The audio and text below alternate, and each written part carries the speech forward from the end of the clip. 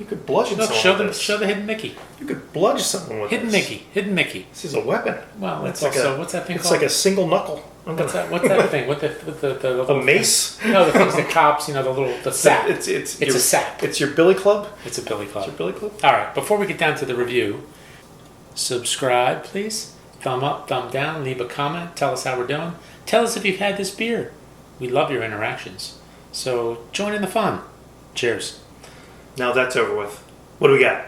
We got something from my personal favorite brewery, the Maine Beer Company of Freeport, Maine. It's called Percy Pilsner. I read, you pour? And was this transported?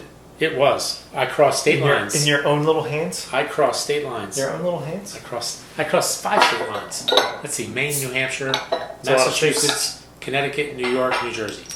It's a lot of states. Yeah, I went through many states. A lot of states. Many states to bring this back for you heathens. Heathens. My enjoyment. You heathens. Let me read about this. Percy Pilsner, ABV 5.1, a limited release. Named after the Greek hero Perseus for the constellation pattern on his back, Percy, the spotted turtle, serves as one of the Center for Wildlife's animal ambassadors. He reminds us of the importance of preserving wetlands and vernal pools that are home to turtles and a diverse range of interconnected species.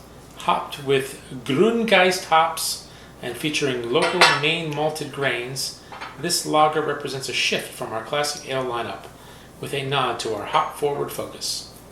I won't read the flavor profile. The hops are Magnum, Hallertauer, Mittelfrühe, and Grüngeist. Easy for you to say. Yep. Malt is Bohemian Pilsner, Carapils, Blue Ox Munich, and Blue Ox Vienna. Sounds nice. Sounds nice. Looks fantastic. And look at the head retention. Not just that. Oh, you got the glass. I got the good glass. I got the good glass. I was being nice. I gave you the good glass. Sir, cheers. Cheers. That is a really nice looking beer. Very clear, very golden.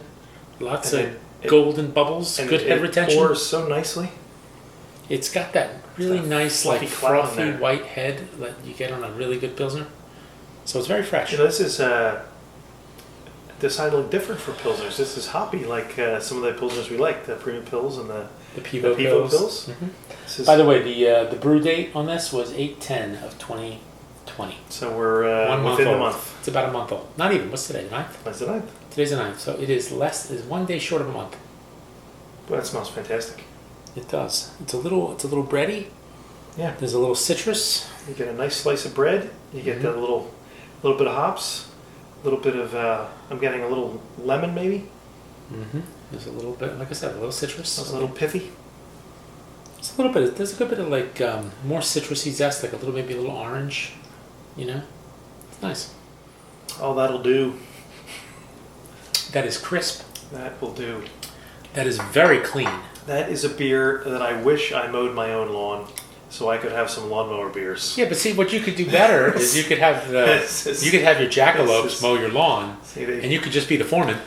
See that it frowns upon the foreman just sitting outside in the hammock while they do all the work. But this is a nice beer. How's the mouthfeel? Let's go back. You know, it went down really easy, so I took a particularly large swig of this one. It's a medium, maybe a little creamy. It's not watery like it's like soft and frothy, like a mass-produced Pilsner, and it has that hops in the middle. It has a nice finish at the end, and it's just refreshing. There's not a lot of bitterness on this, and there's not a lot on the like. It's just very crisp, very clean, very bright. The balance is there. Yeah, it's really good. I think we've come to expect from our fine friends up there. There's a little bit of sweetness. There's maybe there's a touch of bitterness coming back on the back end, but it's not particularly pithy or very lemony. It's just very crisp, clean, refreshing. Very nice. It's everything you want from a Pilsner. It's another winner. Everything you want. This makes what, like 20, 25 of these? I don't know. We've had a lot of these. You've had from these guys? I have no idea. And I honestly, seriously, I think we've been asked before. Oh, I think it's empty. Oh, it is empty. Okay, I'm sorry. No. I got the wide mouth glass. Yeah. I think we got an even pour. Yeah, I mean, we talked about these guys, and we've had at least 20 beers from these guys. Yeah. I have yet to have a bad one. Yeah. Really, I've not had a bad one. Now, I think, like we said, they gravitate towards hoppy beers, so pale ales and IPAs. is where they gravitate. They have a wheelhouse, but they're branching out a little bit. In, and then they do these one-offs, right? This isn't an all the time. This is a I think it's maybe seasonal or limited release or something. But they do a good stout. They did a red ale. They do the Pilsner. You know, it's nice. The porter. Uh-huh. They roll out a bunch of different ones, not just IPAs. And I brought back 2 other ones. They have this Black Barn series, and they're doing, I guess, more experimental stuff. And I think you can only get them at the brewery. So, and I don't know if I gave you one or not, but there was a blonde ale, and there was also a wheated, I guess a hoppy wheat. I tried the wheat. The wheat was very good. And I'm not sure if I have one downstairs or not, but maybe we'll get to that at some point. But this one, that's a solid A. I mean, this is a very good beer. That's a winner. Now, I don't know all the particulars of the Pilsner style, so I'm far from a Pilsner expert.